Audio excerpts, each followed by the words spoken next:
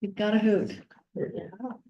And So let us know the meeting's gonna be exciting. All right, are we live? Let's see, will it say? double check. Okay, thanks. We'll get all this stuff ironed out and be smooth for the next go.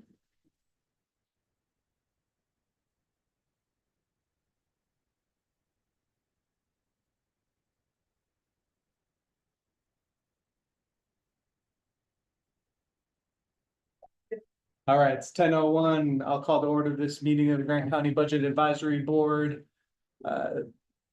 It's September 4th, 2024. Those present from the Budget Advisory Board. And the roster of the BAB is up on the screen right now. But those present right now are Commissioner Bill Winfield, Clerk Auditor Gabriel Wojtek, Department Head Shen Hackwell, Finance Officer Stephen Vowles, and Citizen Rep AJ Throgmorton. Perhaps we will see Treasurer Kaufman and Commissioner Walker come in later on. I'm not quite sure, haven't heard from them. We'll move right along here to our agenda. The first item up was approval of minutes from November 1st, 2023, which is the last meeting of last year, and August 13th, 2024, which is where we had interviews for to fill vacancies. I will say these minutes weren't posted and actually posted on the county website until less than an hour ago. So I would entertain, I would entertain a motion to postpone approval until the next meeting. So there's some time to actually review these minutes, and I do apologize for that. I see a mistake in them at the beginning there. It's a double entry for Kevin Walker when I believe it should be Commissioner Walker and then Commissioner Winfield. Thank you. That's the only issue that I've seen with them, and I did review them even though they just came up. So Okay. if we want to postpone, if anybody else does, I'm fine with that as well. If we want to just, they look good to me having been in that meeting, so. Okay, I'd entertain a motion to approve those minutes with the correction made on the roll call of the August 13th, 2024 minutes. I'll make that motion as stated by Mr. Wojtek. Second by Hackwell. All right, motion by Woodfield, second by Hackwell. I'll call for a vote. All those in favor, raise your hand or say aye. Aye. All right, that vote passes unanimously, 5-0. The second action item up here is election of chair, vice chair, and secretary. To clarify, upon review of the bylaws, these officer positions are to be held by elected officials. And so there are, a number of us here. There are at least 4 of us, I believe, on the BAB that would qualify in that respect. I'm willing to serve as chair and run these housekeeping items beforehand, or at the beginning of meetings and whatnot. Of course, the finance director will likely run the most of the meetings as it relates to presentations and discussions. Who fills the other 2 positions currently? That would be.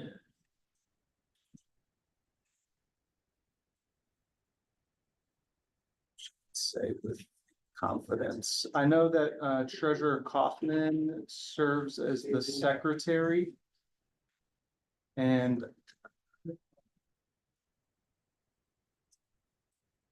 I don't remember who. I don't remember who the vice chair is, and I don't want to guess, so I'd rather just not say. I think that it was Commissioner Walker, but I don't want to make that statement. I wanted to say that too, but I didn't want to, yeah. I mean, if nobody has any issues, I'm fine with it staying the way it is and making a motion, but without him here to assist as the vice chair, why? To speak for himself. Right. And I would imagine that Mr. Kaufman would be fine with staying as the secretary, but again, we're guessing, I think. The treasurer is in the waiting room on Zoom. I'm looking Yeah, at- I had to, there was an update to the password, so I just Okay. sent him the new password.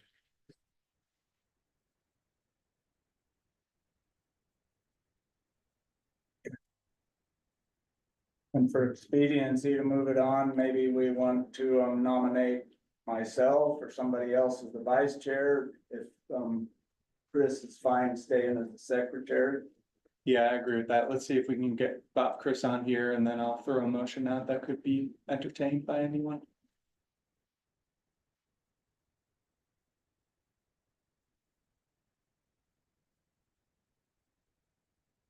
And I will clarify that the secretary role, I have clerk auditor staff that's willing to take the minutes. And then since they're involved in this process, it's good for them to sort of have a handle there and be able to take notes as we go along, especially as it relates to action items that derive from these meetings. So the secretary might be delegating the role of minutes, which isn't unusual.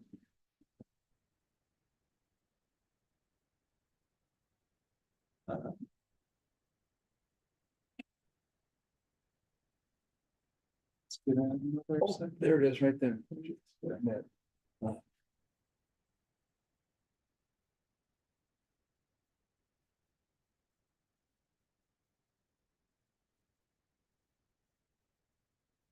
Ground control to Major Tom.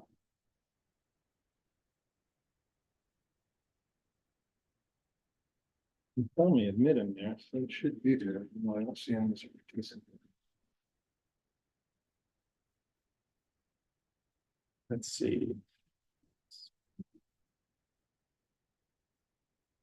Okay, let's just postpone the action item until the end of the meeting. Sorry, I should have thought to do that already.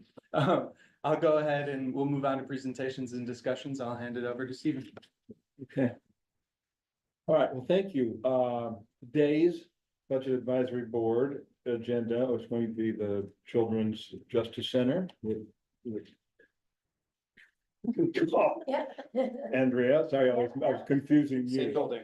Yeah.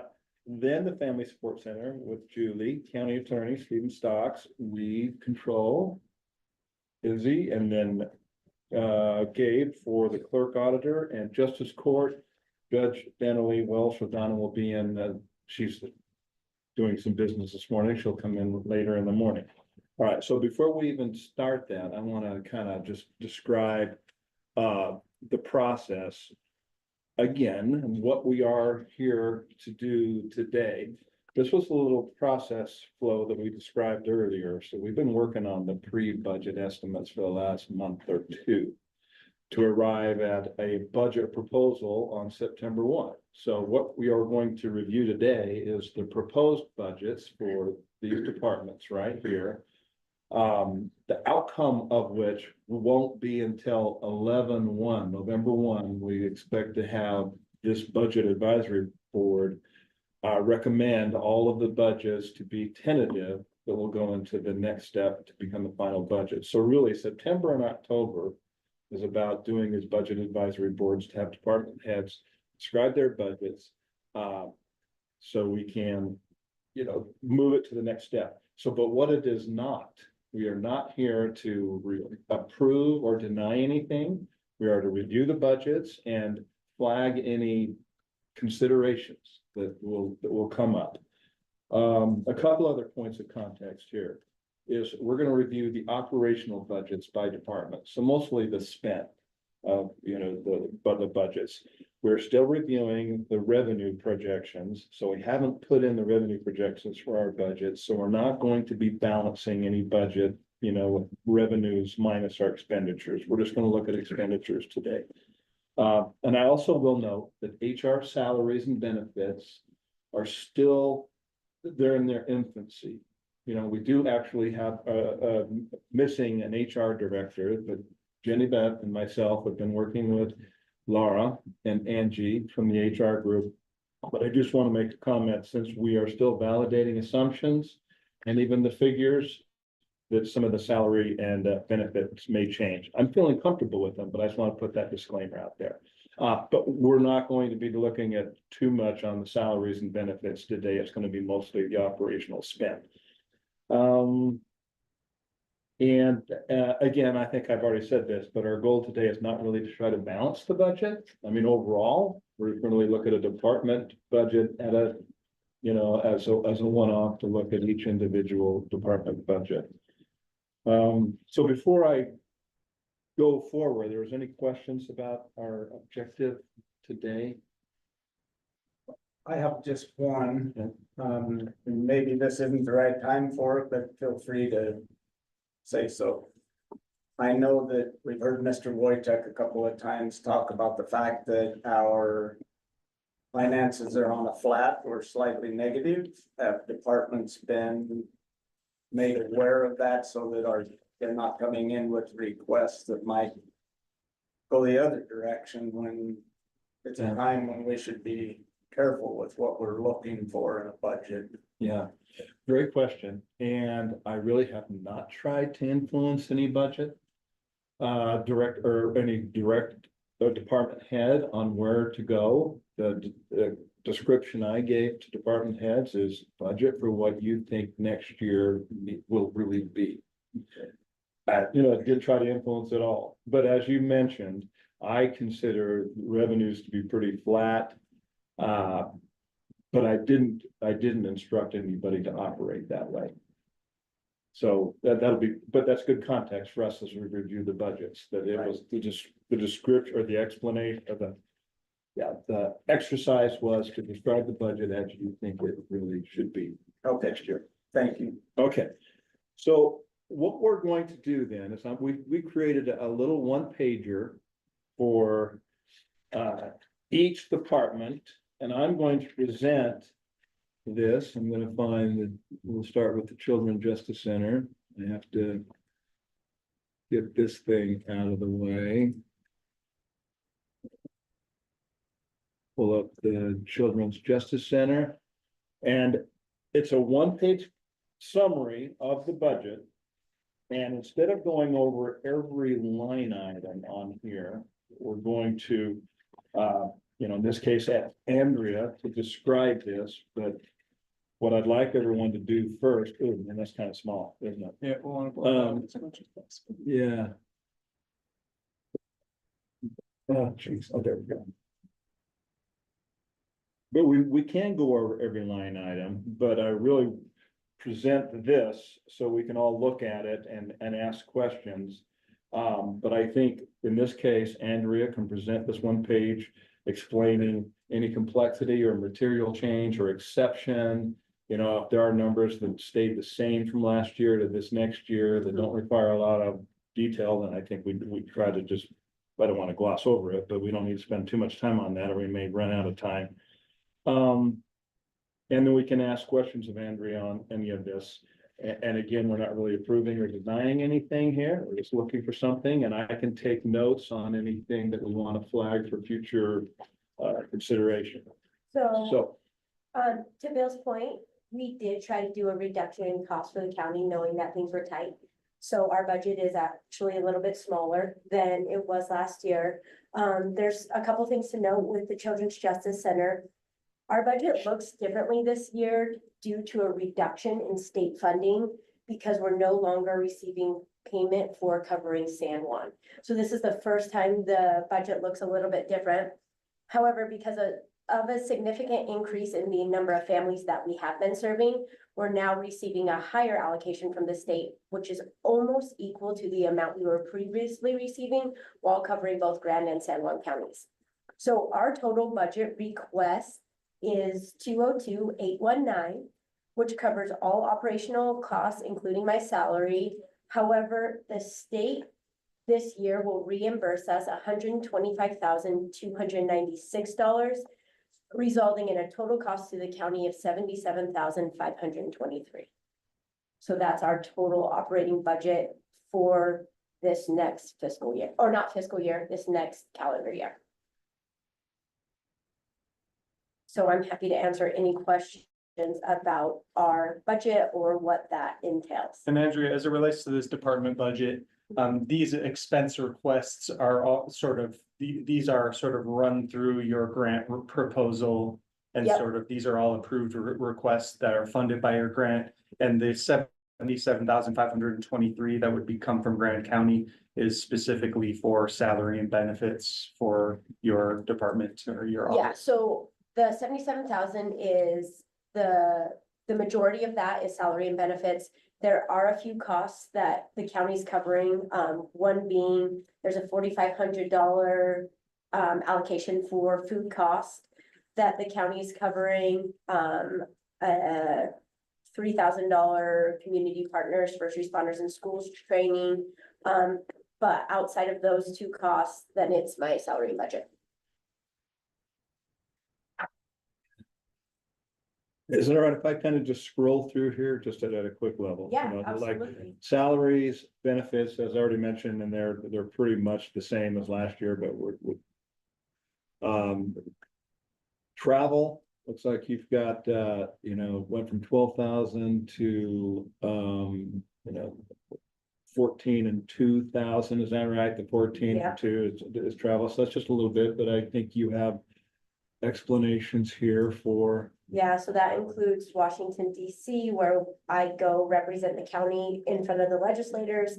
It also includes taking our multidisciplinary team to mandated training and symposium, which usually we take a crew of 14 there. And there is the UCASA conference, and then there is a conference that's the Child Medical Maltreatment Conference in California.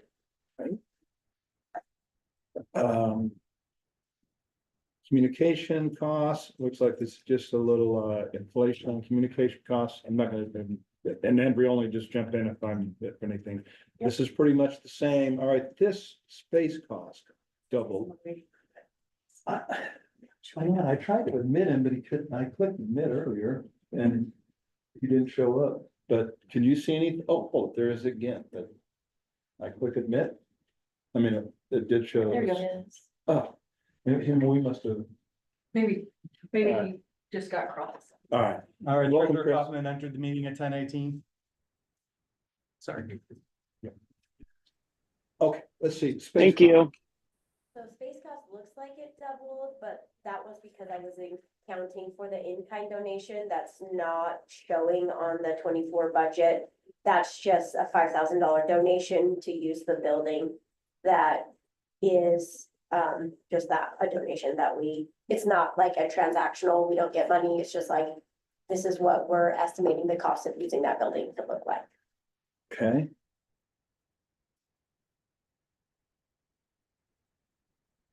$500 for professional services.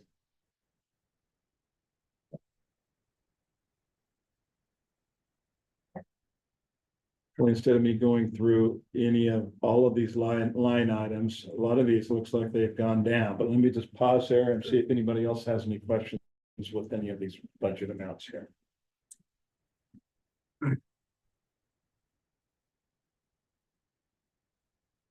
Yeah, our translator, we were using a court appointed translator that had to come down from Salt Lake City to do our forensic interviews at the cost of $2,000 a translation.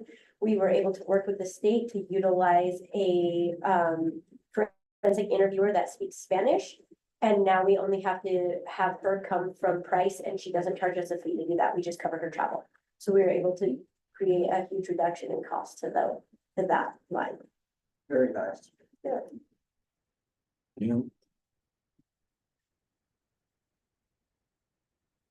All right, and you can see on this little template here, one of the things that we didn't see right at the beginning, Andrea, is 93% of last year's budget, so you have shaved some costs.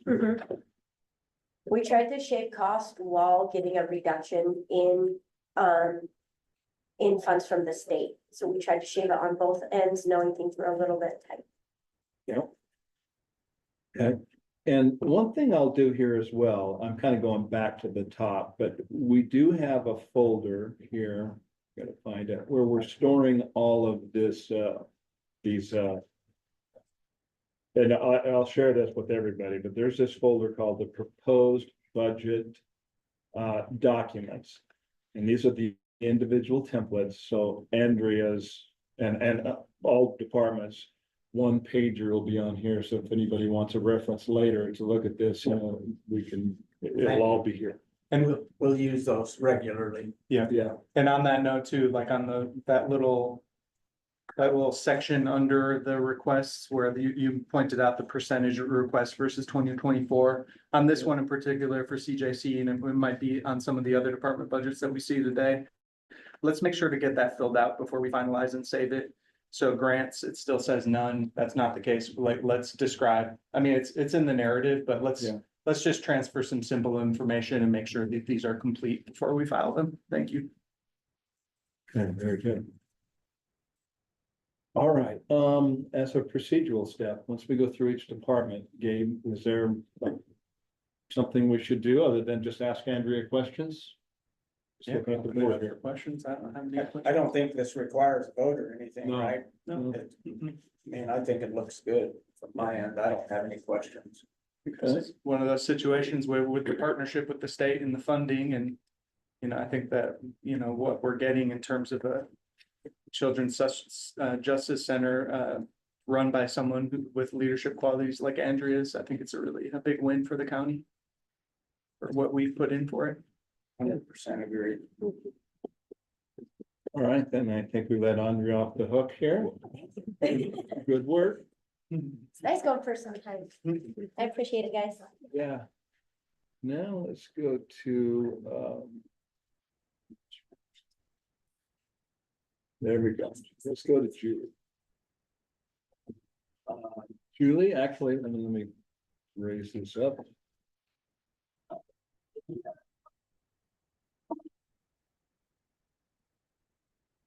Oh, 150. All right. And I'm gonna scroll right down to the bottom to see what your budget is. Oh, you've done a better job. 89% of last year's budget. So I'll come back to the top. We've already described, that we got an HR cost and a benefit cost included, and then starting from here, we have Julie. So Julie, let me just kind of scroll down and but first of all, thank you for even reducing your budget, but I'll scroll through it and you can give any commentary on this or anybody can ask questions. To start right there, looks like a little bit of cost increase on communication, but I imagine that's inflation, or is there anything other unique there?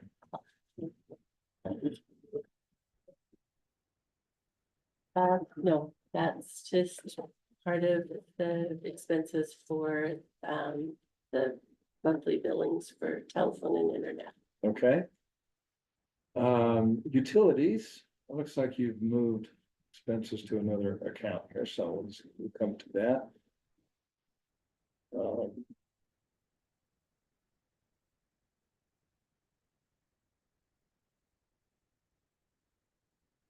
Equipment, equipment, and furniture. Looks like you've gone down in funding.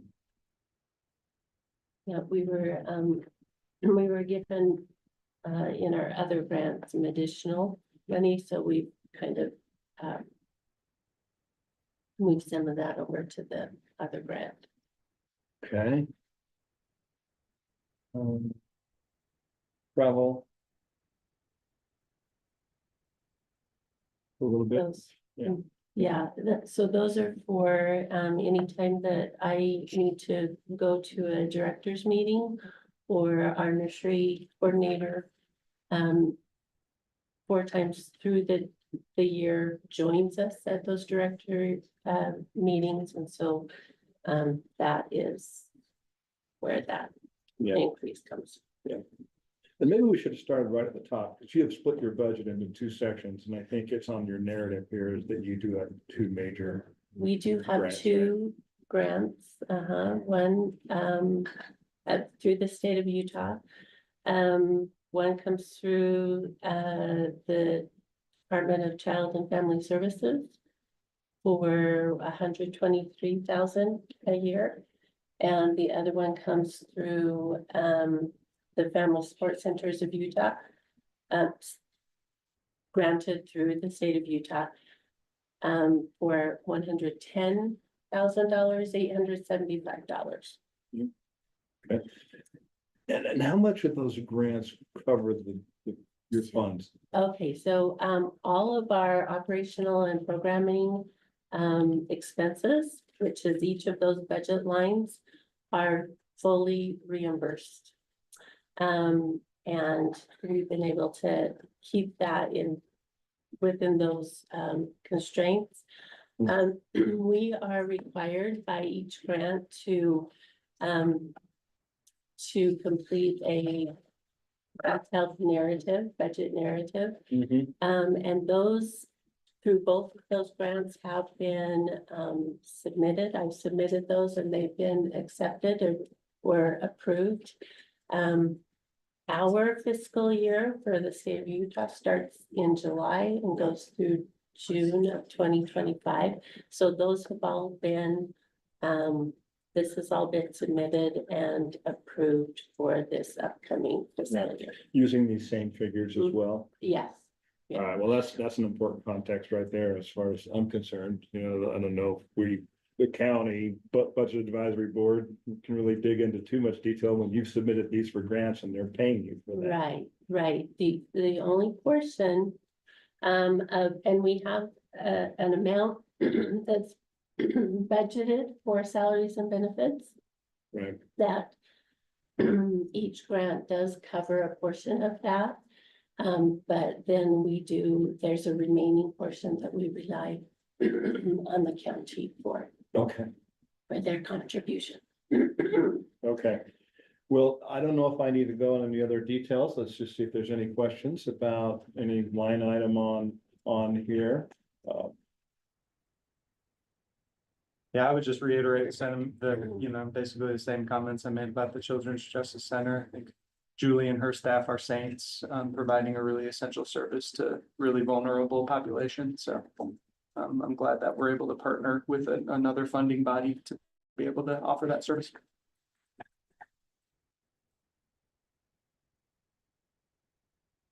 Okay, are we gonna let her off the hook? I'm good with it. All right. Thank you, Julie. All right, Stephen, let's go to you next. No way.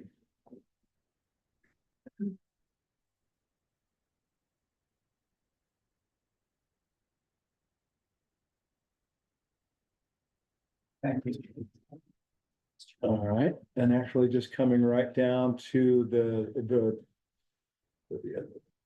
year over year, 96% of last year, so even Stephen has reduced his costs by some.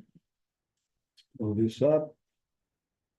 And Stephen, I'll let you just walk through it, salaries, overtime, and benefits calculated by the HR group, so. Essentially, we've replicated our budget from the year prior. We don't have very many changes. A couple things to note. We have a larger chunk on, just jumping to a couple items. Major crimes has $10,000. People often ask what we need for major crimes. This can occur whenever we get a professional, like if we have a rape case or a murder case or something that requires a ballistics expert or somebody to come in. They're going to burn through that money very, very quickly. So we put $10,000. As you can see, 2024, we haven't used all those funds. And in 2023, we did use all those funds. So it depends on a kind of a case by case basis, no pun intended, that we may or may not use the full amount. We also have $20,000 in the last line for deputy legal services. Those are for conflict attorneys or other expert attorneys that come in to help the county out.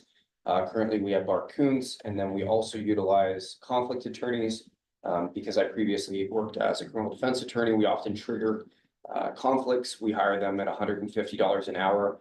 Oftentimes, county attorneys will horse trade, which is a fun way of saying when I give them a conflict case, they'll give me a conflict case in return. And usually we don't bill each other for that. We just kind of help each other out.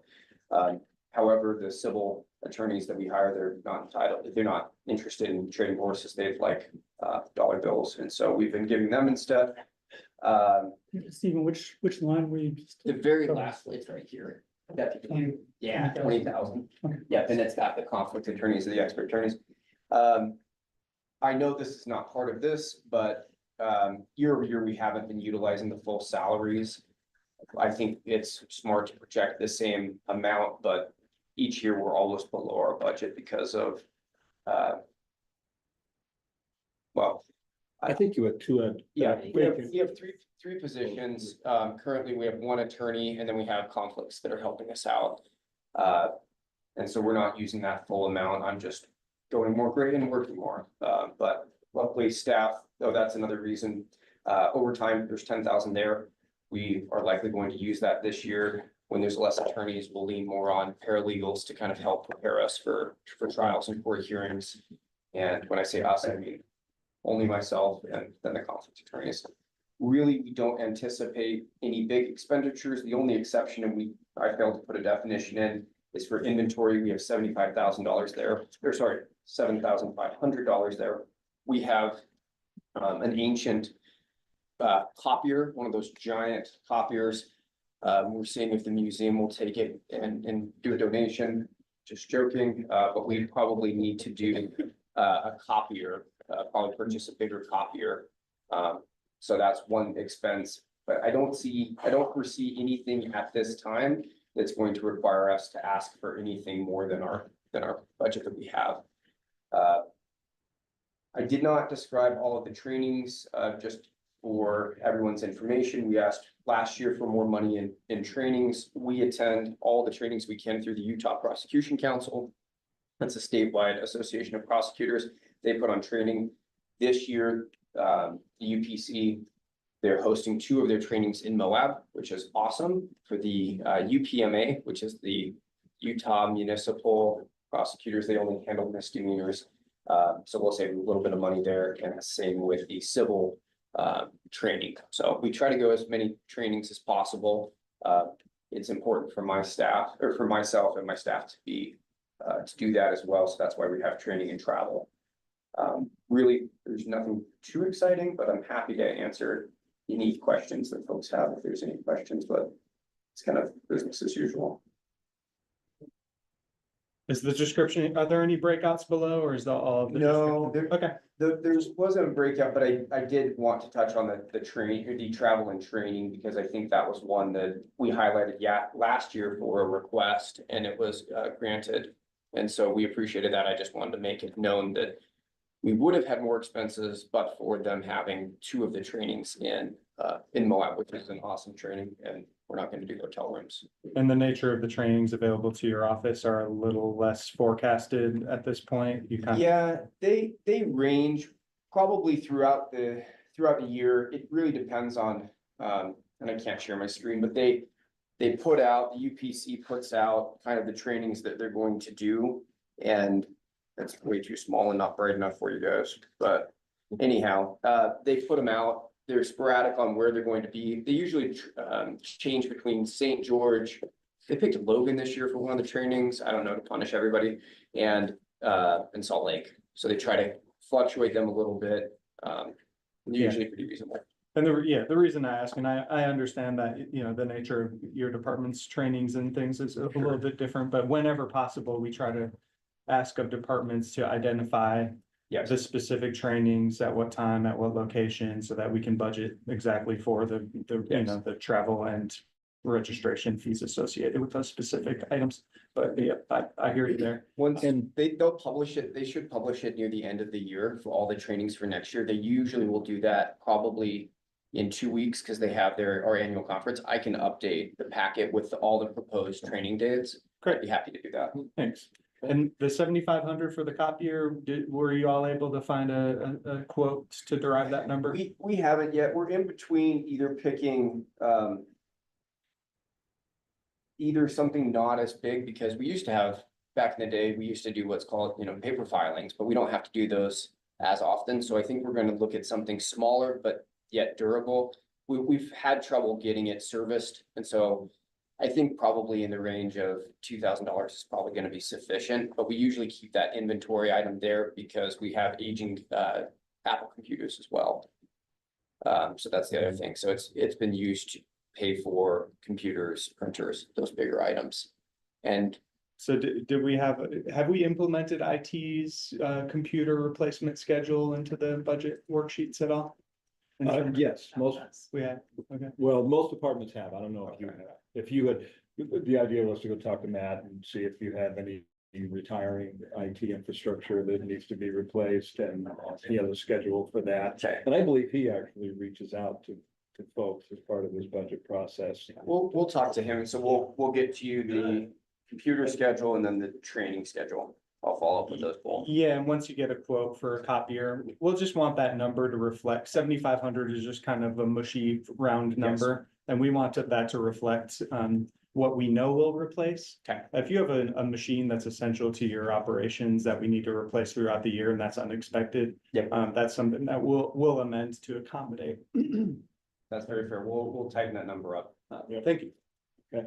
And a procedural comment here as well, which we've talked to you guys, and I know Terry, we showed this template just like 3 days ago, so to be fair, I had way too many court deadlines. yes, you're right. But as you know, so like I say, we're still in this 2-month cycle of creating the proposed budget. So if any notes, we can show that you can come in here and put any necessary detail, for example, under this account for 10, the inventory account, Yes. you might put some detail for what quotes you have for copier or for travel, maybe Yes. some details for the travel, and then we'll kind of work this out in this, this budget review process. And this will serve also at help you manage your budget, and then actually for next year, we can kind of see what details you plan for and what actually happened. That might help us year over year to fine-tune our budget. Kevin, do you have a comment? Yeah, I just wondered if you could speak a little, I know it's been tough hiring people. Good. And,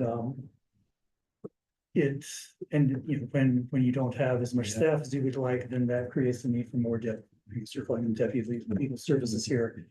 And I think you've pointed out in the past when we discussed this, that, because there's an empty slot, that means that's money that would have been spent for salaries is available. I just want to make, I understand that, you need to be flexible. Does the budget, this is maybe a question for the budget, enforcers as well. Like, right now, you've got a lot of money in salaries. If those positions don't get filled, you're instead probably going to spend a lot of money on deputy legal services. Not too much, no, I mean, so the difference between, my predecessor and I'm willing to do all the work, I'm willing to do the criminal prosecution, and that's been some of the void has been, Clea McGee was a prosecutor, and Eddie Cervantes also did prosecution as well. So really, I've shown up to all the court hearings, it's just been me for the last 3 months. Eddie and I ran the office for 2 years, but we're not seeing, it's not that we didn't pay $100,000 in salary and that's increased our conflict work. That's to date, our conflict work's only like 20 grand. So we've done it with a much lower amount than it's not like. So for this year, does that include what we paid Bart, for example? I thought I remembered some estimate of like 30,000. That was Through the end of the year, in the. and we're not there yet, and Okay. he just did his reply brief. So I think we're into him like 14, It's not. Bart. And I think we're roughly into him for 14. We haven't spent a lot of money. Okay. I'm super frugal when it comes to a lot of these things. And there's a network of attorneys, like, for example, yesterday, that's still Tuesday. Someone for the AG's office was helping on a child, CSAM is technically what it's called, a child pornography case. I can contact the AG's office and they'll lend us a prosecutor to help out, and they don't bill the county because, common goal of prosecution. So a lot of times we don't have that, equal cost. And same with civil issues, if I wanted to call some of the attorneys within that. But yeah, to answer your question, no, we're not seeing, an equal reduction means more Yeah, no, money. I didn't mean to imply they were equal, but I just wanted. It's not too bad. It's not too bad right now. And we have, and this is something that we probably need to do in a budget amendment, is we haven't adjusted, and Gabe will probably, slap my hand here in a second, but I don't think we haven't gone through and said, hey, we're reducing the salary by this amount and increasing because we've already exceeded by $1,850 our allocation for the 20,000. And that's likely going to get exceeded. So we'll have to, For the current year. for the current year, and we still have 4 months to go. Well, I think that touches on the issue that I think, and I suspect a lot of other commissioners think as well, that, you know, the work your office does is really important. Sure. And if we can spend more money to make it happen more quickly and with fewer gray hairs for you, I we would would be appreciate happy that. to, you know, throw the extra money in there. So I just want to make sure that you're not. Okay, Terry's correct me, $18,450 is what Bart's charged us today. So he's almost all of that. But no, we're fingers crossed. We have a potential prospect coming in the works on Friday. And that's second interview, so it's really exciting. It's a retired judge from Colorado, so. Yeah. Well, I'll make one comment, just something Yeah. to flag as a note here. You know, the salary estimate here for 2025 is based on, did you say 2 or 3 vacant? Two vacant. Two positions. vacant Yeah. positions. All right, so, but I assume you're gonna try to hire by January 1. That would be But wonderful. as a procedural step, if you don't hire by January 1, we don't hire at all. There'll be excess in salaries here. Where will that budget go?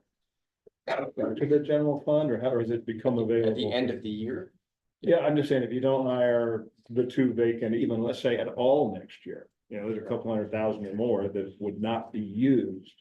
I think that, I think I'll task you with establishing a formal process and channel for department heads to request to the budget officer to use excess funds that might be unexpended from certain lines and see if, ultimately, the commission approves a budget. Yeah. And if there are funds approved for salary, they should be used for salary. sure. Yeah. But there could be circumstances given, you know, a vacancy.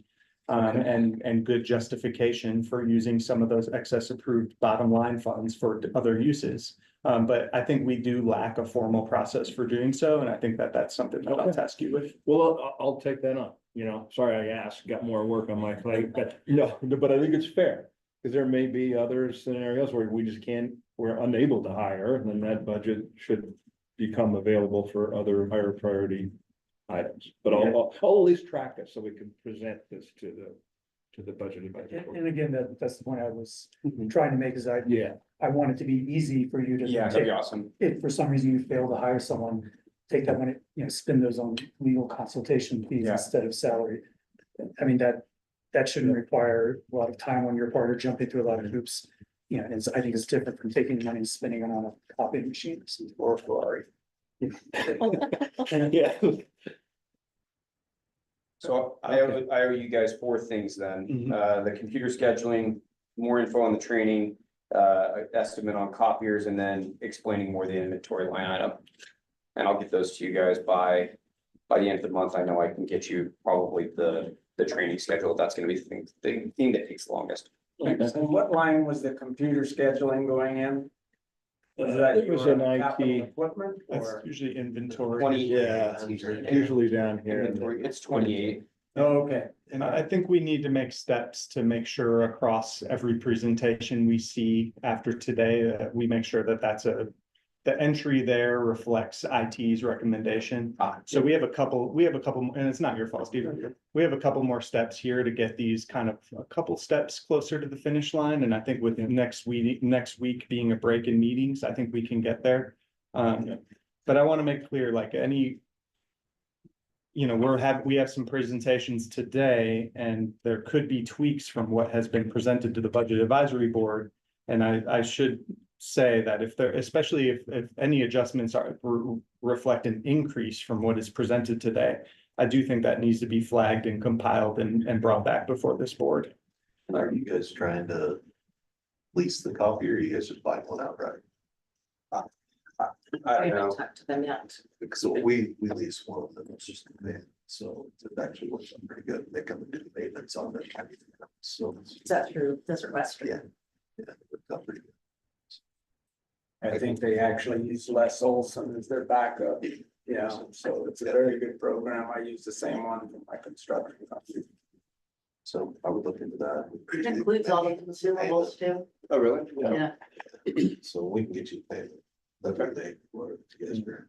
That'd be awesome. What did you add, Dana? I didn't hear that. I just said that the contract includes all the consumables too. Yeah. So a lot of times they don't, you know. They give you all the toner and everything you need. Okay, but I did take a note here that I take a snapshot of this, what I'm sharing right now is the actual Google Doc. But I took a PDF copy that we put on the Budget Advisory Board agenda meeting. So that will be the snapshot of what we looked at, and so when we go into tentative budgets on 11/1, I'll take an action to show any differences, so if there is an explanation that's required, we can. Take a look at that. And I want to thank Steve and Clerk Auditor Wojtek for allowing us to sneak onto this meeting early because of a conflict schedule. Though I was going to be out for training, but I appreciate you guys letting us come in early. And I know that caused a little bit of headache on our end, not being completely ready to go. So I appreciate you guys letting us do that. Steve, I did add on line 8. Which it was blank, but I added the same amount that was there last year. And Oh. he has that it's reflected there too. Okay.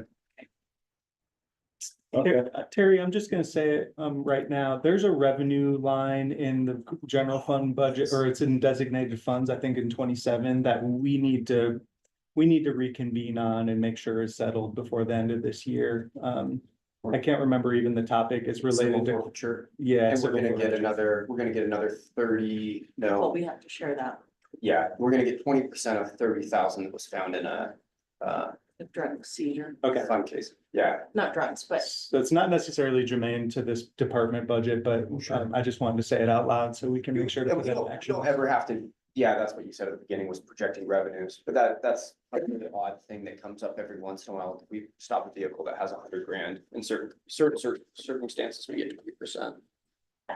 State side, Uh, on the state side. no, on the state side of the county attorney's office. Yeah, and there's the other side. Yeah. And they go direct to the sheriff's department. We like the ones that go to the county attorney's office, but they're few and far between. okay. Any questions for Stephen or Terry? Yeah, you guys are off the hook. Yay. Thank you so much. All right, well, that's it. Thanks, guys. We're up to you. Actually, you will need to take a break, or if anybody needs to take a break, let me know. I've just been slipping in and out as I need to. Okay, I need coffee today. all right. we're at Coldwell though. No, I know the temperature in here, I think we got a new thermostat or something.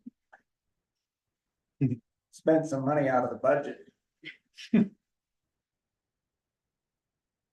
Okay, Izzy, you're up, and I snuck right down to the bottom line. You're up 101% from last year, but it's still reasonable, and I can already see. Jumping over HR salary and benefits pretty much the same, so. We'll skip over those and clean that up, and we'll go to you. Oh, let me increase the size here. All right. Why don't you go ahead and just describe anything at a high level that may be materially changed or an exception or anything? Sure, I forgot to add into the narrative that our department now has 3 full-time employees, including me, whereas last year we had just 2. So, that is kind of a reason why some of these are, what's that? Okay, is that included in here? Actually, I was kind of looking to Jenny, because I see you say the note, it says 2 full-time staff plus, I guess plus 1, so that means 3. Okay. We Yeah, got 3. so one of our full-time staff is completely grant funded, but the increase in some of our line items are related to just having more people in our office. Yeah. And just our expanded like duties that we have to do.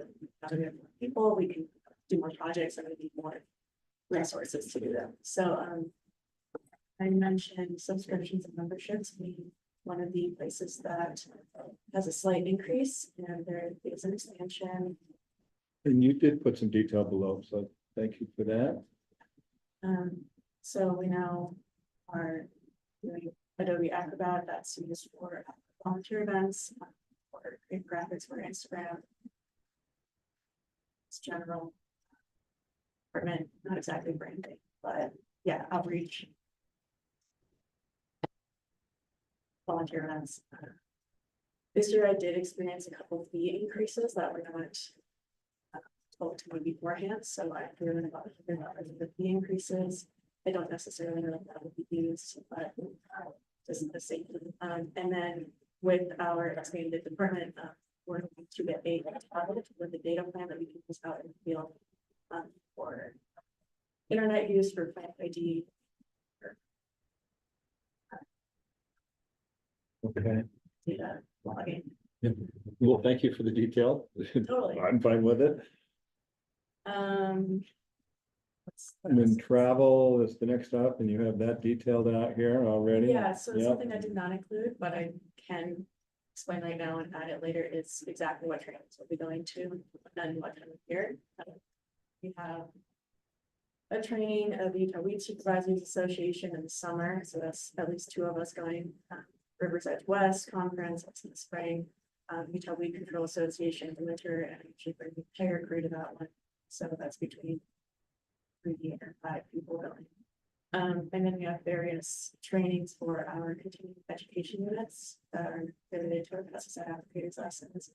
Those happen throughout the year, and they're often announced a couple weeks in advance. Most of our trainings are in Logan, Salt Lake City, or St. George, nowhere near. Okay. And again, I'm gonna kind of just jump over this, but I want you to get the details on every single thing. Let's just go with what's grown, fuel. Now, I mean, is that the number of, you got 3 employees driving Yeah, trucks if I now, look right? at previous budgets, the years that we had fewer employees, we used less fuel. And we have 3 full-time employees plus seasonal employees. I do predict that the fuel budget. Okay.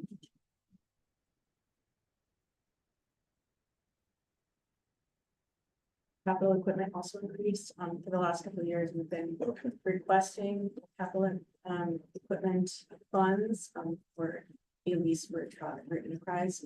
This is the first year that we've actually had a truck, and that's gone up. And that's just based on actual lease. Yeah, now that we know the actual number, so Yeah. that's, I forget the number, times 12. That is, And it looks like you have included the IT inventory cost here of what's replaceable for your computer inventory. yeah, hoping to get a tablet. that Yeah. I can use in the field and one desktop. That was just a number I threw out, I would still have to check with that.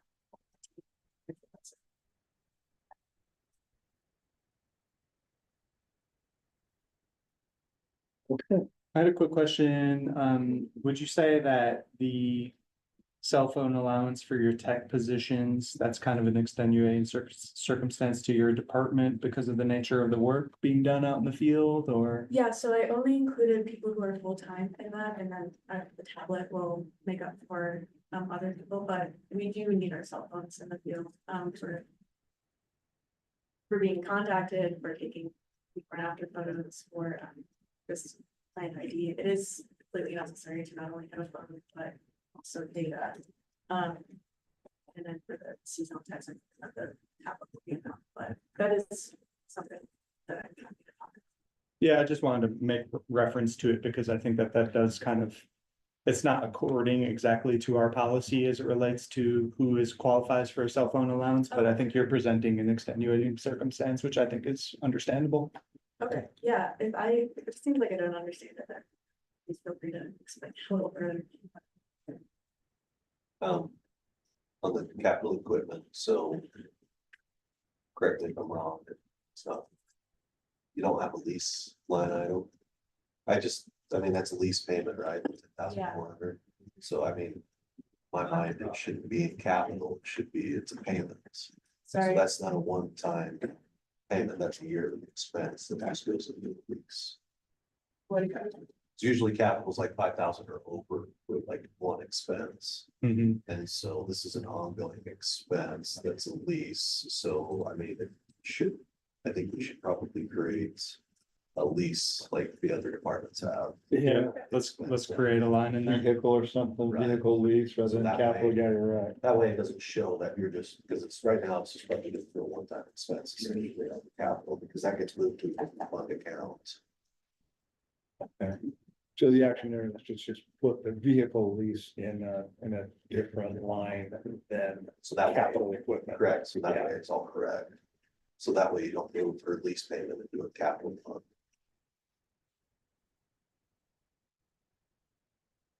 So the salaries for seasonal employees are not on here? Yeah, so, we are, all of our seasonal employees are funded by our various contracts and grants through land agencies. And grants that I apply for, that's usually. Actually, I don't wanna say it, but like usually between 80 and 120,000 per year is for seasonal agents. We also received a 5-year grant, through the community wildfire defense grant, which will fund 2 more seasonal positions that may turn into full-time positions, fully funded by the grant. So that's why there's not any seasonal wages on our worksheet because it's reimbursed. But I thought, Budget pros can correct me if I'm wrong, but I thought in past years when we have grant money coming in and that pays for something, what we typically do is create an income line for the grant and an expenditure line, like on this sheet to show we spend it. So even though it's not coming out of the general fund. Is We still that, get to see that number and. yeah, but I, Yeah, well, it's a good point, because in the comment here, you'll show that the total salaries was 258,020, but we netted it with the grant, but maybe it's just me starting this year, I kind of like what you said, show total salary minus the grant gives you a net, where we kind of netted the 128. I think in the past, yeah, we've done it the first way, where you get to see it all, and I'm waiting for Gabe to confirm that that's how we've done it. This is a bit of a unique circumstance in that there's the miscellaneous grant fund, which right now only houses activity by the emergency management department and the weeds department. And there are some expenses coded out of that fund via this grant process, and it has been a conversation. And it's one of those things that I think we've mentioned now for several years, and it just hasn't been maybe looked into enough to actually go about doing it, which is just kind of moving all of that. Making sure that we don't need to keep that weed grant, keep that budget info in that fund, and rather just integrate it into this general fund department so that we can see the bigger picture more clearly. Because it is kind of broken up, and ultimately we should be looking at that fund right now, handy, as we're looking at this department, because otherwise we're not seeing the full picture. Well, I'm taking that note as well. I just had a question for the minutes. Yeah. Is what you're saying that other funds or other departments whose grants go into the general funds are itemized the way Kevin mentioned, emergency management and weeds is not because of the separate line item? Yeah, because of their grants living in a different fund. Okay, Yeah. so that's. And sometimes we that's the do only that item because that's it's, different from the other. yeah. And sometimes it makes sense to do that because you want to discriminate grant funds in a certain way so as to be able to report and track them better, but I'm not, and that's why I think that there's been hesitation to integrate. Fair, I just wanted to make sure it's getting right.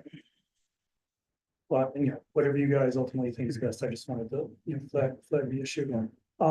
Related to that, I guess last year in budgeting season, and I should disclose that I'm the liaison to the weed board, so it's my job to look out for the weed department. So take everything I say with a grain of salt. But you were wanting to get a new position, and it was gonna be partly or fully grant funded, or it was gonna make it possible to get additional grant funding. In my but that wasn't, somehow by the time it came to a commission discussion, that wasn't communicated clearly, and I think we ended up not going with that. Correct, yeah. Okay, and so I guess for this budget season, it would be, I sort of felt guilty about that because, I didn't have enough information to really say, yes, we need this. And so maybe with an earlier start this year, if you do think that you can bring on a new position, but the impact to the, to county funds is smaller because of grants or possible future grants, if that could just be made clearer so that you know, because I think at the commission, we look, you know, if it's a new position and, hey, it doesn't actually cost us anything, then we say, we're up, let's do it. But if it's actually coming at the bottom line, then you're competing with other people who want new positions and you might not make it to the, you might not make the cut. So, Yeah, I requested a position for operations manager last year, because we were getting kind of bottlenecked by how much we could actually Yeah. complete and also take on, grants that we've applied for, based on how much work was being put into just literally doing all the work to make it happen. And so an operations manager would not only be somewhat reimbursed by the work that they do under these grants, but it would allow for us to apply for bigger grants because we'd be able to do the work because the background labor would be. So based on the recommendation here, do you think you'll try to reopen that door to look for a person, or do you, have you abandoned this additional operations? I'll try Well, again, I think. okay. I am a little bit like wary since I hear Yeah. that there may not be much of a budget this year, but I might as well try again if that's. Yeah. helpful. Okay. Especially with the big fire grant that we received and the additional people who will be focusing on fire mitigation, it would be really helpful.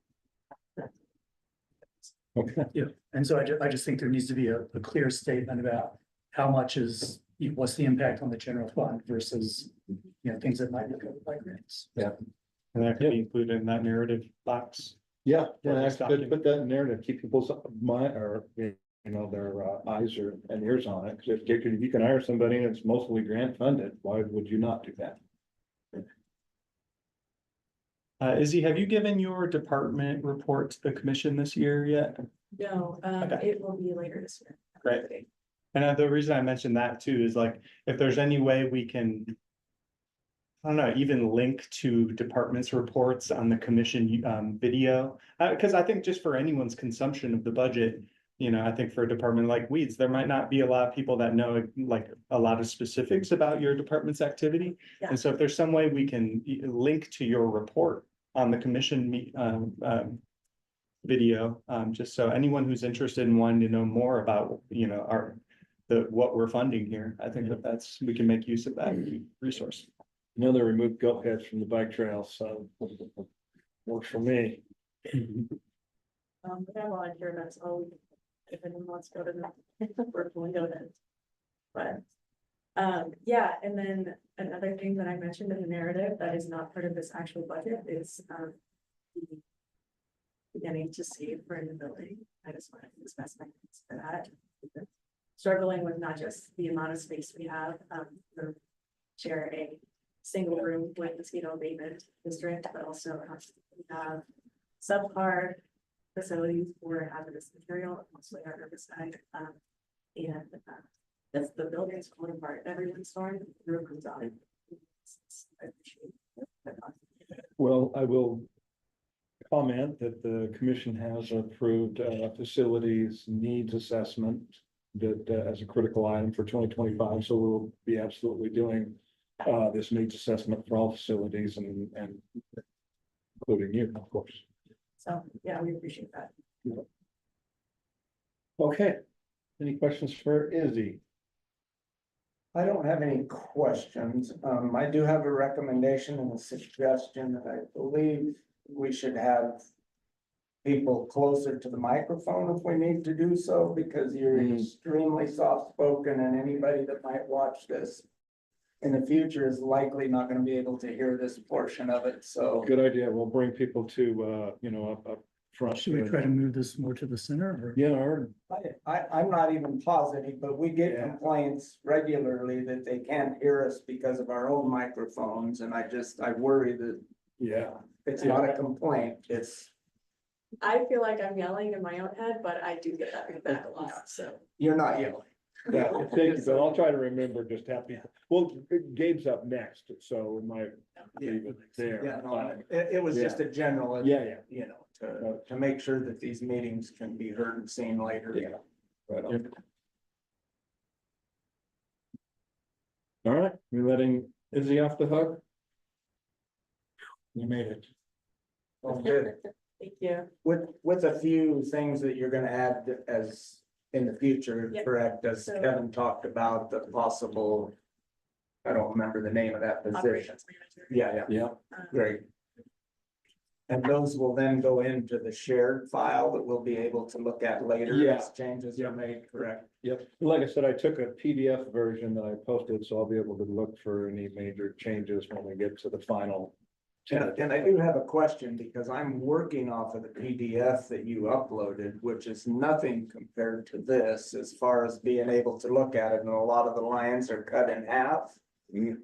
Because it's uploaded, I mean, for the future, The formatting kind the Yeah. formatting is less than stellar. of, all right, Yeah, well, I wanted to take a snapshot as. We'll replace those. Yeah, Yeah, I'm not yeah. complaining, but if we are able to access the shared file, it would be easier to follow what you're following Yeah. than these ones that are. I think you have access. I'll check with you. Anybody that's on the budget, actually, I'll make sure everyone has, but I do have a clerk folder, this 2025 budget that has all these, but I'll check with you, make sure you have access. Yeah. So this is a Google spreadsheet? Yeah, this is a Google Drive, and each one of these templates that will, be Are we department specific. You could sell more, or that will be. That's a great question. We will get to Cassell to manage the budget because it's tied to our accounting system. But right now it was a little bit clunky. We're using just a Google Doc and templates by department to. Okay, get so you through this stuff. exported a bunch of stuff out of Cassell into these Google Docs, and that's what we're. That's right. That's right. Good for you for making that. Maybe a little more manual work, but it's gonna be beneficial through this planning process.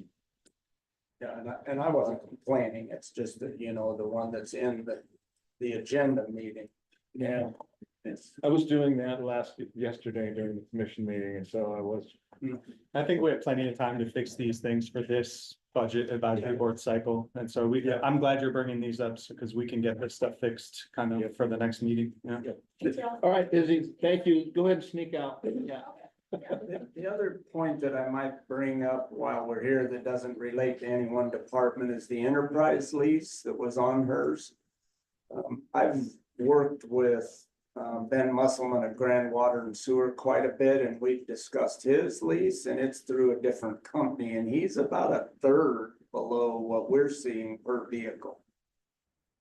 I don't know if that enterprise needs to be shopped. I don't know who handles it because it's probably somebody at the county that just deals with those.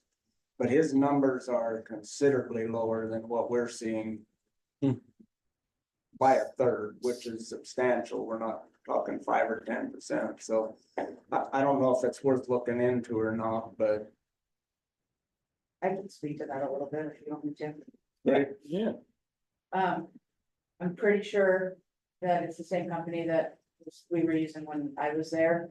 And it is the company that ended up being in a lawsuit with the sheriff's department over the vehicles being leased to private individuals. They got in a lot of trouble for being on the state contract. And was we decided to use them. They changed what they were doing, but the sheriff's department pretty much said, we're not doing that anymore. So that's why I think the county used to use this company and then they stopped. Jen Nargis had like he remembered this happening. And the other thing about it is that it's a 1-year lease. And so when you're outfitting sheriff's cars and stuff, to have them for just a year, it costs $5,000 just to at least put all the stuff in the cars. And so I think that's not right, it's cost effective. But that company may have changed hands or Ben may have changed. But It's a 3-year lease now. We Is it? just Okay. discussed it today, good, just okay. because I knew we were gonna be in these budget. great, and it may not be the same company, or they may have changed, may have changed Yeah. hands. And certainly the Busa board would never put up with something that wasn't Right. by any means, but the company that the sheriff was using got in trouble. And then they changed some stuff and Busa started using them, so just wanted to put that out there. Yeah, thank you.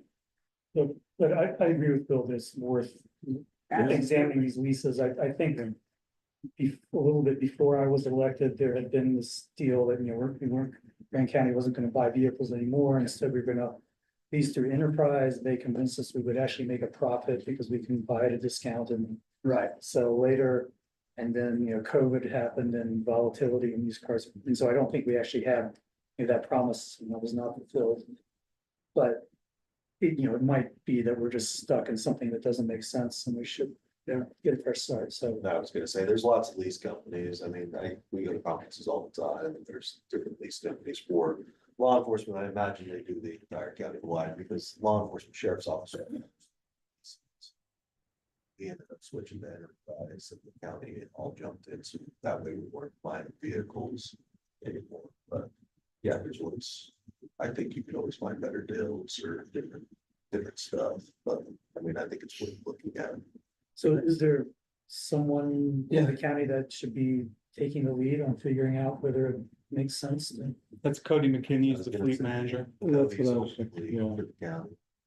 And I would assume when we have a presentation by the roads department, we can request a more overarching presentation or conversation about where our fleet sits. Cause I'm always curious to see how that's paying back. Cause it's supposed to cost less over time. It's supposed to, and I mean, there for a while, a lot of these companies were having problems finding vehicles, so it turned into quite an ordeal just because with the COVID and everything else.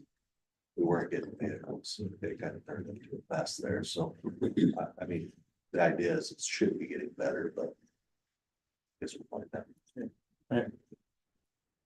Okay, time check here, we just have, Gabe for clerk auditor, he'll describe his department budget. And then we have the judge coming in about 11:45, so I imagine we will have a little bit of a break here, so I suggest we just go through Gabe and then just take a little pause for the judge to show up. And she was like really only able to present at this meeting at 11:45, we had a lot of constraints to have to do that for this meeting, just so everyone else, we're not trying to. Whatever you Waste want more to say, I time. think she's something on her docket until that time, but anyway. Thank So you. let's go to Gabe, and Gabe, just to jump down to the finance officer cell here, you are barely under 100%, so kudos. So I color coded, I'll just make mention, I Yeah. color coded the request column. I think that we'll be able to do that for all of these templates, just to be able to make it that much easier to see maybe what lines are being requested above what was approved last year. In addition to lines that are coming under. Public notices, you'll see at 495, that's the exact cost for one side of the advertiser holiday mailer. And I would hope to partner with another county departments on the other side of that. I just think that at that cost to get something out across the entire county, I think it's a no-brainer for us to take advantage of that. That is certainly an item that could be cut if push comes to shove, but I included it in here because I think it's a really good value to get a word out. I will admit that I don't have a specific item or topic right at this moment that I know that I would put on there, but it could be election related, or it could be something I include in my budget and ultimately, pay for out of my budget, but maybe it's something that is even from some information from a different department. Anyway, So all the other public noticing the county does, where's that in the budget? Not on this line. of what type, but right now, because of you know, this changes in statute, it's mostly done on the public notice website and that doesn't come with the cost. And so there's less requirements as far as like the legals in the paper, but the cost of putting something in the TI, the paper of record, would be on this line and public notices. Okay. There are very specific itemized breakouts for travel expenses, office supplies broken out as much as possible, based on, I'm looking at account summaries from the last couple of years and really trying to fine tune that and get down to what we're actually spending and not building cushion into those lines. Equipment maintenance, the same, you can see I was able to drop 100 off of that because I was seeing that just wasn't the exact, out of that equipment maintenance, it's a little bit peculiar, but we budget my office's contribution to software, the accounting software, and the property tax software that we share with the treasurer and assessor's office. And privy to the conversation that we had about the attorney's office regarding a copier lease. My office budgets $1,200 a year for that copier lease program. So that might be that, 1,200 might be the line for the attorney's office. So that might be a really attractive option for them. The UAC Summer Clerk Conference, next week the clerks will determine at the fall conference, where the summer conference will be held. I'm gonna offer to host it in Moab. So that could be reduced. I believe that would likely eliminate a lot of our costs as, I think we would be off the hook for some of these, registration fees and obviously travel for the UAC Summer Clerks Conference, but I'm including it here right now in case that Moab is not hosting it next year. Be nice if we do host it, to keep some of the money for a nice flag like they gave us money to take time. Good I point. don't know if we have to go to like the Moab, whatever to get, like they gave us, county t-shirts and like lunch bags and stickers and all that stuff. I think we could make that happen while still netting below Sure. what is the current request, but yeah, good point. So is that 9K for the tax software shared with other departments? Is that a third of the total cost for that? Yeah. 7 is total. Mhm. They'll have those on their budgets as well. Yeah. $750 a month, split 3 ways. And then, let's see. We got cell phone allowance, we got, just the 500 I had for, lunch and dinner on election day. Me and my staff, have a big long day. On election days, and next year will be there will, likely, but possibly not be a municipal primary and a municipal general. But we definitely will budget for 2 elections to happen, even though the primary could be canceled or not.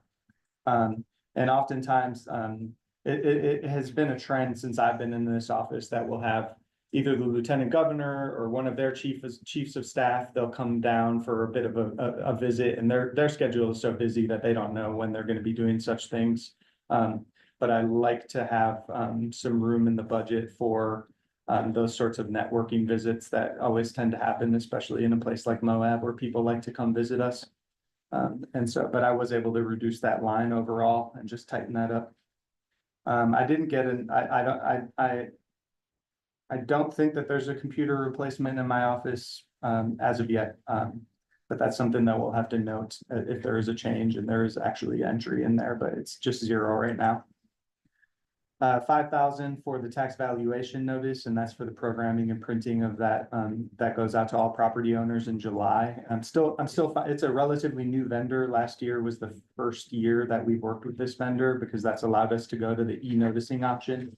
And I'm still fine tuning what the actual cost of that comes in on. And so it was at 5,000 in 23, and I dropped it to 4,000 in 24. And we still have a bill pending to pay. And so we're going to go over for this year. And so I'm still, I think, that needs to, I'm feeling like that needs to be, have a little cushion and to just sort of better. So I can get at least one more year of information about what that actual cost is going to be. And there's a breakout as it relates to the registration for UAC conferences. So conference registration, we always put in the schooling line across all departments. Travel associated with the conferences themselves always goes into the travel expenses line. So that's something that I'd like to reiterate. Otherwise, there's not any major changes in this budget. With Stephen around, a big item here is professional and technical services, which is 30,500. That's for a financial consultant that we hire kind of on retainer. He has been very useful. He is very responsive. That's Matt Geddes from Squire Consultants. I do think that we are, and I've already spoken, and Matt is he's really supportive of this and enthusiastic about this. He doesn't consider his relationship with us to be some sort of forever relationship where we're constantly having him on retainer at this cost. He would like to rather see that he's able to equip us with all of the information needed to be able to, not have him, available.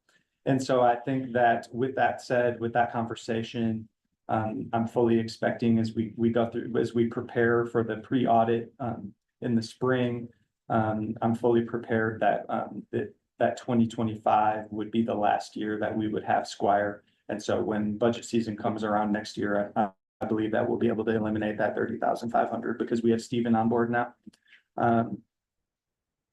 And just other note is that there are a couple other categories in the general fund, 4151 audit, 4170 elections that also pertain to this office, and we'll touch on those at a different meeting. I've got a question, Gabe, Yeah. along the lines of Squire. The contract that the audit committee put out for Forvis. I think it's Forvis with a V. Yeah. Does that come out of your budget line somewhere, or what line is that actually out of? I think it's either out of comm admin or commission. Like, I don't know if it's Okay, but it discretionary, wouldn't be in this line here. not in this department. And just for future reference, I'm curious if that's ever been finalized, that contract. With Forvis, Steve, I don't know if you were a part of that or not. No, it wasn't. But I am interested on that note to learn as much as I can from these independent auditors, because to Gabe's point, I'd like to update our procedures and the clerk auditor about how the audit works, how the financial statements are run, so that we can pass this on from. Well, my clerk. question's probably more related for Quinn, and I'll Yeah. follow up with that. I think you at the very end asked, I didn't see election expenses in here, but that's because they're a separate fund. I guess aside from the refresh, Yeah, office I was refreshments. just on curious that election day. refreshments was all it was, so. It might make more sense actually to move that over to elections. But Okay, any questions for Gabe? I was just gonna make a quick comment that the coins expense is split between 4 offices, the recorders, assessors, clerk auditor, and treasurer. Okay, 4 ways. Thank you. Okay, well, so far so good. I mean, we'll take a break here in just a minute and wait for Judge to come in, but. Every budget that is presented today was on or under budget. It's a great place to start. So at this point, well, let's just pause and everyone can just work here for a minute until the judge shows up. If you wanna do the officer elections, since we have everybody present right now. Yeah, sure. Okay, so there was a item that we tabled for a second, an action item that was number 2 on the agenda. That's election of chair, vice chair, and secretary. I'm willing to volunteer to continue as chair to just you run the basic outline of the meeting, but Stephen will, of course, kind of more guide the presentation and discussion section. And we didn't want to elect Commissioner Walker and Treasurer Kaufman without you all being present. But I believe that there was some discussion about maybe just kind of running it back as we think it is currently, because we think Commissioner Walker is the vice chair. I forgot that. Well, I would entertain a motion. I don't know if I can entertain a motion to nominate myself as chair and Commissioner Walker as vice chair and Treasurer Kaufman as secretary, but that is a motion that I would entertain. Does it make sense for you, vice chair? I mean, instead of like Stephen or something? I think my read on the bylaws with that was that the officers' positions have to be held by elected. So. Yeah. And are you fine with that? And is Chris fine with it? I'm fine with it, but someone else wants to be vice chair, I know. I think as long as everybody's fine, we make the motion and carry it on unless you want something Yeah, different. that's easy to do. All right, motion by Winfield. By Winfield, motion made. And did we get clarification from Chris that he's okay remaining secretary? I'll second the motion. I guess so. Thank you, Chris. Seconding for purposes of discussion, but he ends up. Okay, yeah, it's true. All right, so I have a motion by Winfield to elect Wojtek as chair, Walker as vice chair, Kaufman as secretary. That motion was seconded by Treasurer Kaufman. Any discussion? All right, I'll go ahead and call for a vote. All those in favor, raise your hand or say aye. Aye. Passes unanimously.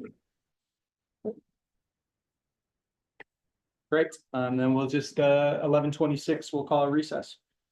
Thank you.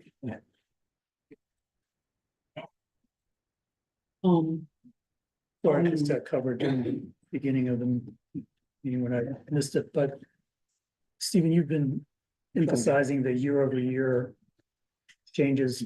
Yeah. It would be, Actually, let me put this on pause so that you can have a Okay. conversation with that. You can mute it, Stephen, I don't think you can stop it. All right, I'm trying to find my mouse. Anybody see my mouse? Oh, my dog, I'm very much great. Wrong mouse. Hang on, hang on.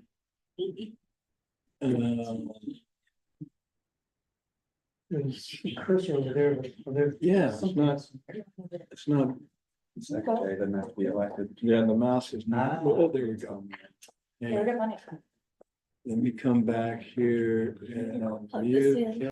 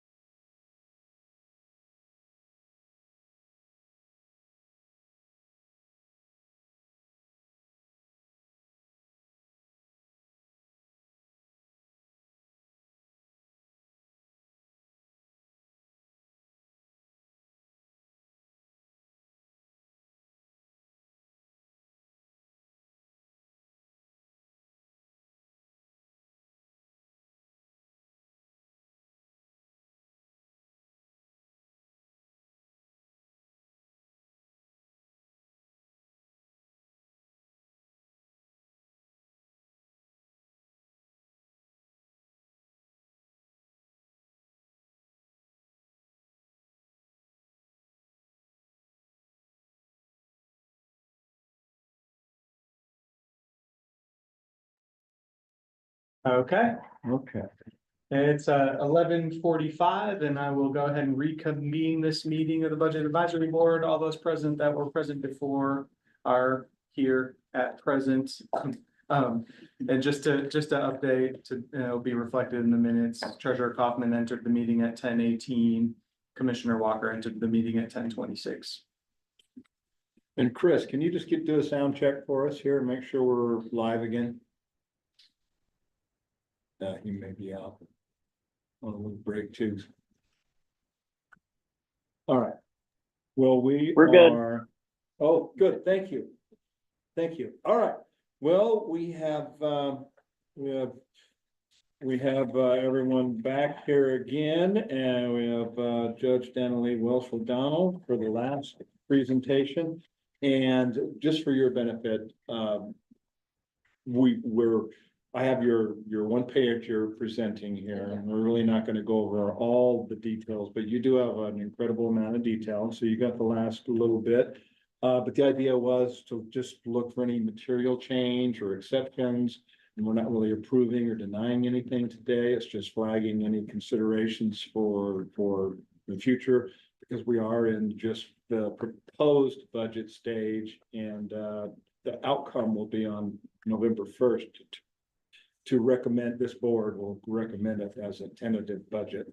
So just with that little bit of context, let's turn it over to you. But actually, I've always been just jumping down to our template to show what the overall budget is. Your 2025 budget is 103% of last year's, so that's really good as far as I'm concerned.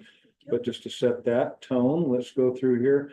And you don't need to go over the HR benefit and overtime costs, because we have calculated that using HR amounts, unless you have any commentary on that. But now I'll turn it over to you. On the overtime amount, we just have a typical amount that was usually the 2,700, and I requested it be increased slightly just to match anticipated milestone raises to kind of keep up with that as rates increase, because that hasn't been increased for. And as far as salaries, I would say that the only thing on there, are you able to hear me well enough? I think Scott's just Okay. gonna get a little closer to you. And as far as salaries, the only thing that I would say that, and it's outlined on there as the Utah Code annotated says that justice court judges are to receive an annual salary adjustment at least equal to the average salary adjustment for all county municipal employees for the jurisdiction served. And discuss this with HR, and we both agree that that means that includes the equivalent percentage of what a milestone or pay for performance raise would be.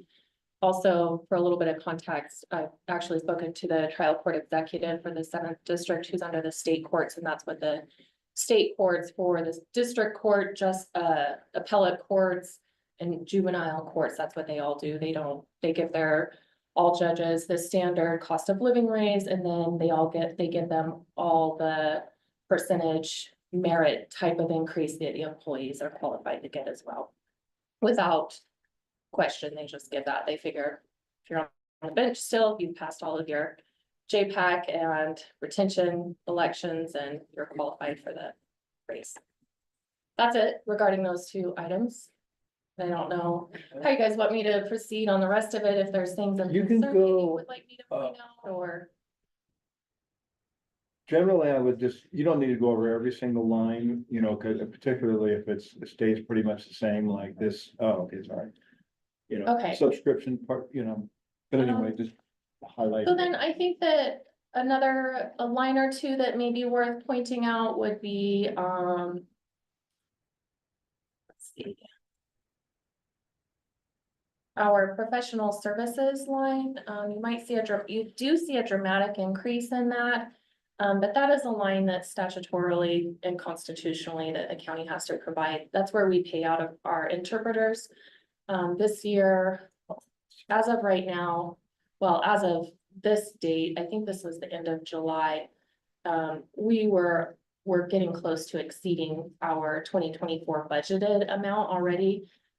So this is just anticipation of realistic costs of what it may look like. And I should note too that if we do, typically we use the Moab Valley Multicultural Center for interpreting. Sometimes they're not available, so we then contract with other certified interpreters. And also if we have a trial scheduled, then we usually try to use a certified interpreter so that they're meeting the state certification qualifications and the trial can be interpreted accurately into the state standards. So that is more costly to have the certified interpreters. And they have a minimum rate of $240 an hour.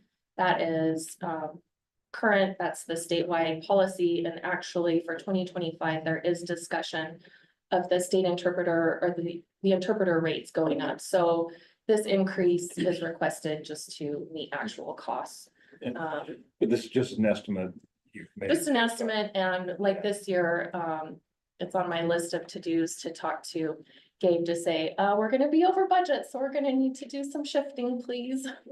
And same thing on, not over budget, but same idea on the miscellaneous line 620. That's one that's historically been used to fund subpoena costs for witnesses that are subpoenaed to come to court, as well as jury trials. So whenever, again, statutory and constitutional right, we have to provide and pay for these things. So traditionally and Gabe and I increased this last year, but in looking at it, this year we had a trial that had an interpreter.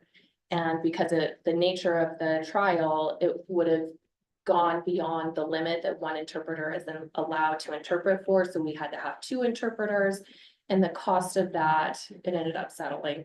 But we still have some bills from it. But the cost of that alone, one bench trial for a few hours, not even a jury trial, would have been over $2,000 just for interpreting services. So anyhow, so that if we had a jury trial interpreter required trial, that would really blow that line out. But as it is, we've calculated for this line an estimated $2,000.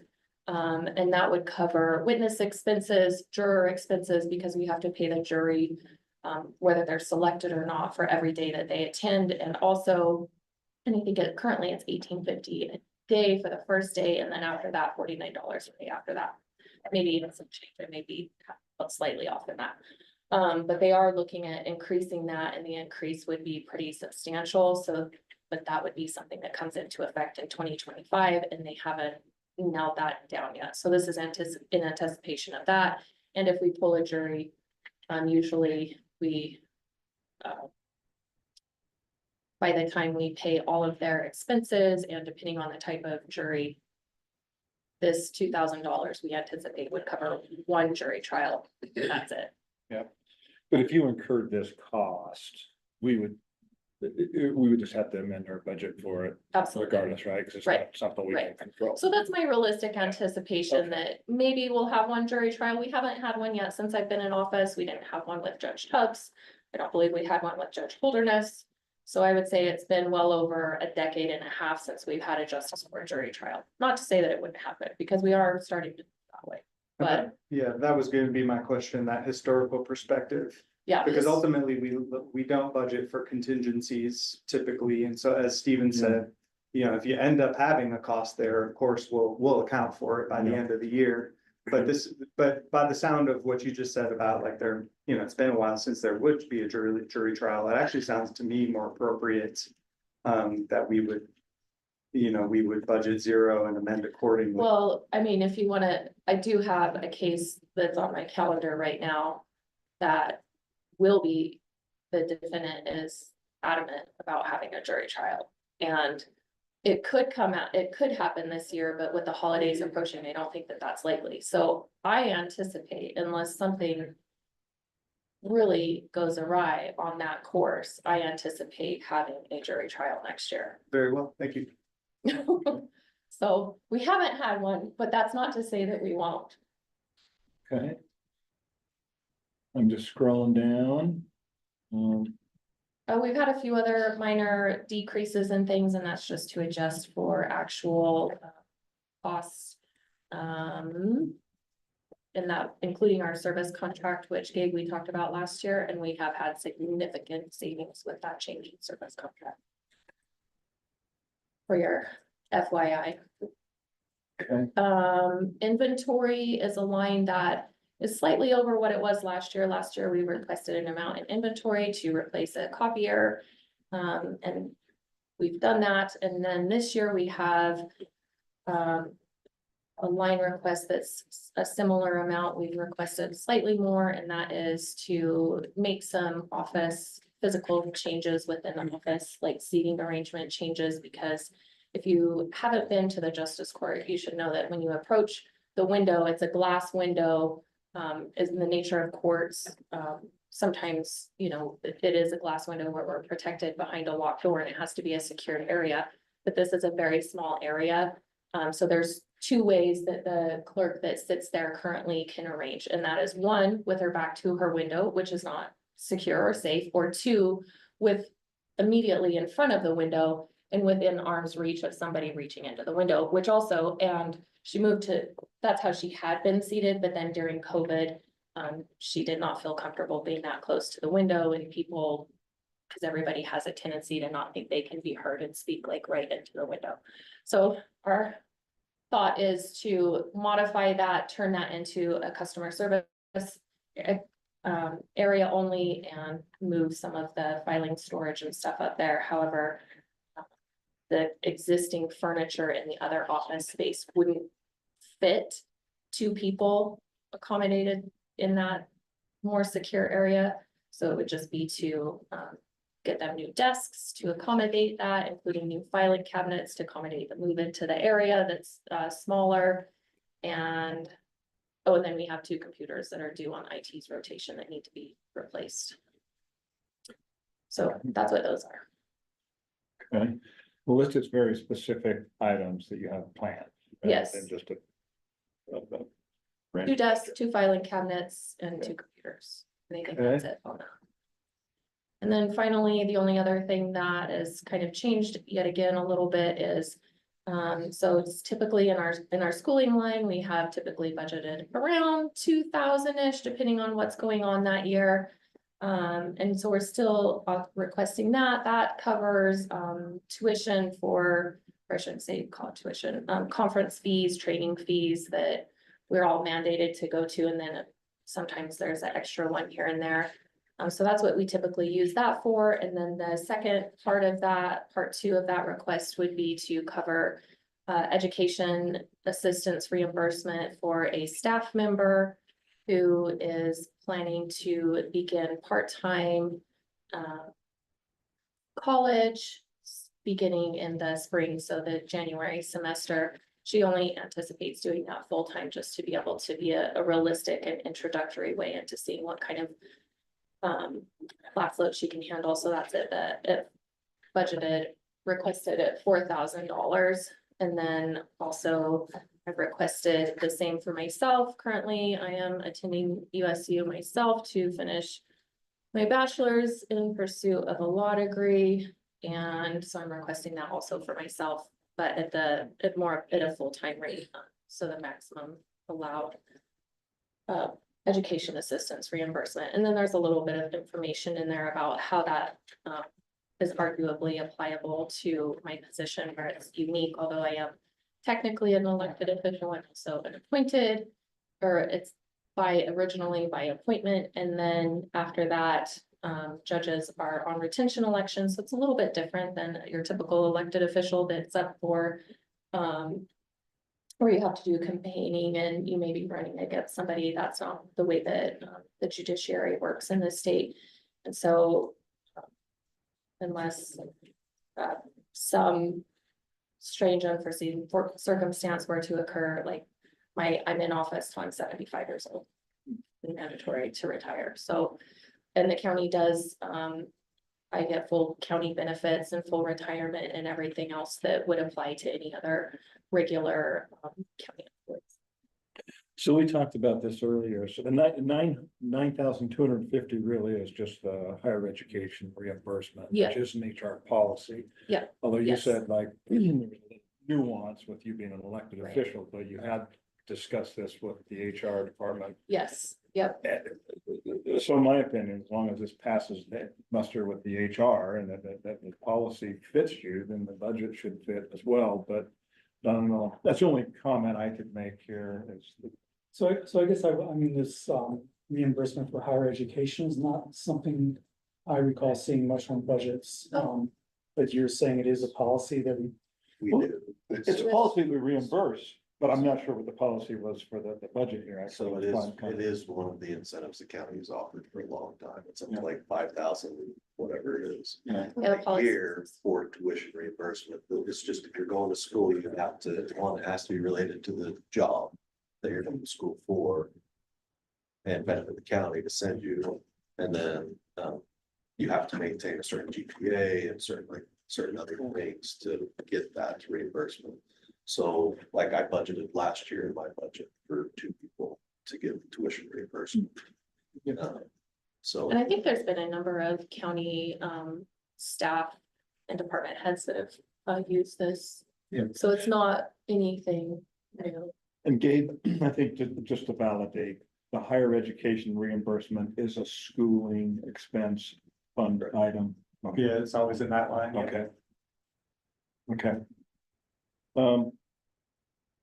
So the only comment I could make, as you mentioned, but I think that's an HR policy decision, whether Danley or the judge is reimbursable because of her statutes. I don't think that's a budget advisory board decision, but an HR policy. Yeah, and that's the county policy supports that as well. I think I cited that in here, but it's under the sections 6 and 8. I know electeds aren't expressly included or qualified for that education reimbursement. Right. It says that elected officials, that the commission, well, it said the council, but I modified it to say commission now. Commission and HR will determine what compensation and benefit policies apply to positions excluded under the FLSA and including elected officials, but that they'll work, let's see, Yes. and they'll work to figure out what kind of benefits apply to elected official positions. So it is justice court judge position is a unique position within the county structure. But it belongs there, it's just a unique way that it falls in.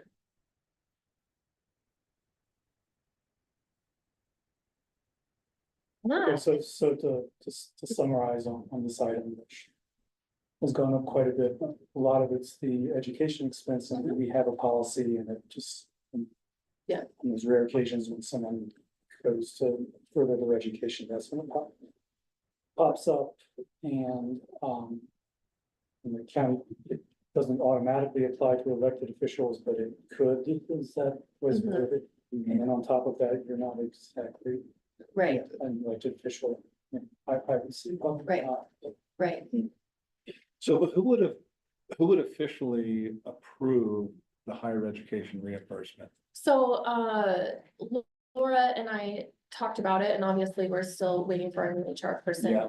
and they would be a final decision maker on it, but Laura and she spoke to Quinn about it, and we think that it would work, that I could easily submit that to her or the commission Yeah. administrator, when we also have that position Yeah. filled in conjunction with them, and then also my department head, my head clerk would also be able to sign on that, because she is a department, she is a department head Yeah. per county policy too. And typically, sometimes I have her sign off on my per diem things, but not always if she's not available, but I try to. So I think that would just kind of fall similarly to any other type of request. Well, then the way I see this is that I don't know if the budget advisory board needs to be the approver of the higher education reimbursement, but you are including it here because that's where you want it to go. Right. And if for some reason your higher education reimbursement is not approved, then we just have excess budget here and it doesn't matter. So I feel like, okay, to include it here on the provision that it's approved or if it's not approved, then it's nothing for us to decide here. I guess I should also add that, really an important factor in it is regarding my pursuit of a law degree is justice court reform is something that is in the works. We don't know what's gonna happen with it. If you're not familiar with it, I'll just tell you that it would be a huge restructuring to the courts, including justice courts, and there's a move to, well, any justice court judges, they're requiring, unless you're previously in there, to have a law degree, or unless there's not enough attorneys that fill the requirements or apply, that completing a law degree will only benefit Grant County in the future of justice court reform. I anticipate that, assuming everything in life allows me to, I would be completed within 4.5 years.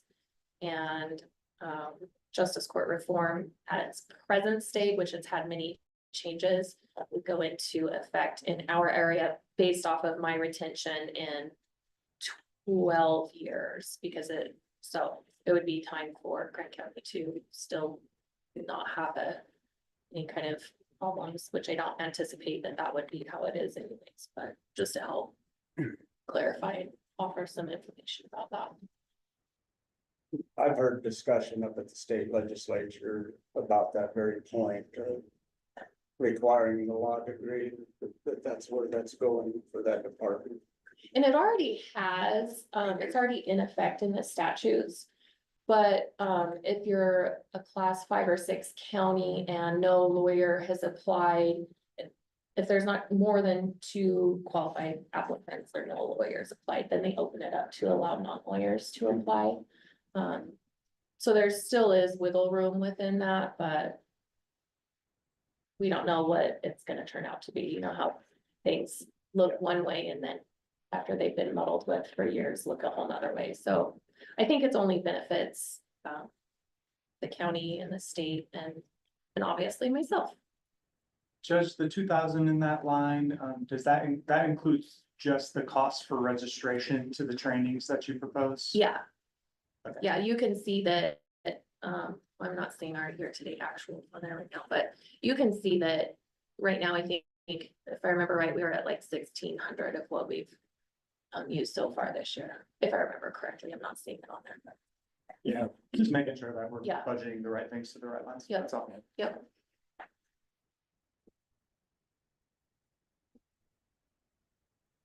Okay, questions?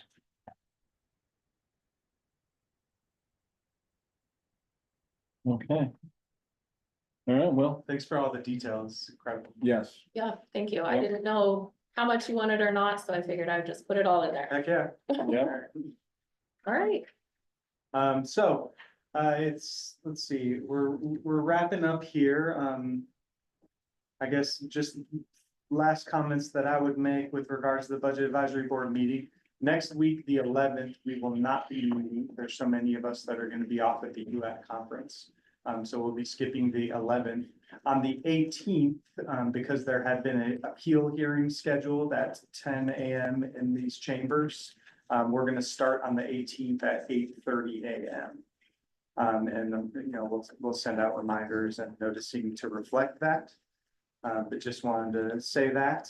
And I would say, especially because we have this little week cushion here next week to refine this now that we've gotten a meeting under our belts. I look forward to us sort of really tightening this up and cleaning a lot of little items up. And so I would say we're really open to feedback, to ways that we could improve. And in general, I would say, AJ, in particular for you, as a citizen who's a little less steeped in all of this material, any feedback that you would want to give offline or now regarding how we can better improve these presentations, I would love to hear it from you. Sounds good. Thanks. well, one thing I aspire to do next time is we'll have more time is to present these little one pagers a couple of days in advance, and so people can have an opportunity to review that, maybe just come up with questions, but Yeah. we probably will still need to present it the same way we did today anyway. But, Thank you all for your time today. yeah, thank you. At any point, would we anticipate coming back or just attending November-ish? Yeah, well, it's a great question, and I'm just gonna say this publicly, because we did take a snapshot of your budget, and I put it as a PDF to this Budget Advisory Board meeting agenda. And I will check that against what is presented on 11/1, on Okay. November 1, which becomes the tentative budget, and if there's a major change, then we may consider some kind of a revisit to things, but if it's just a few dollars here or there that I can just make a comment to, maybe we just present the tentative budget with any changes from the original Budget Advisory Board meeting to Okay, that's final. helpful. Yeah, any other comments or future considerations? I had a question about these salary lines. So those are numbers that you guys work with HR to put in there? Yeah.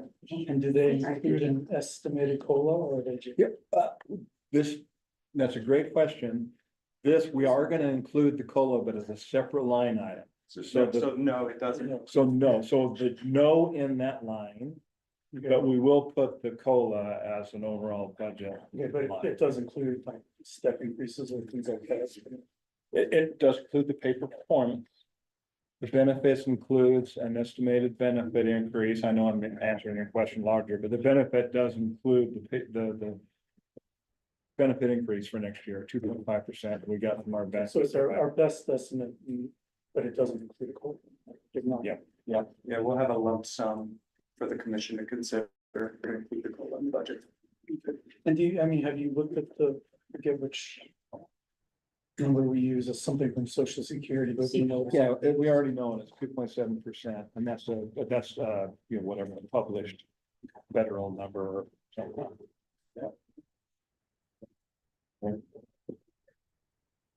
Okay, Thanks for bringing that up. got a wrap in? All right, 12:12, this meeting is adjourned. Thank you all.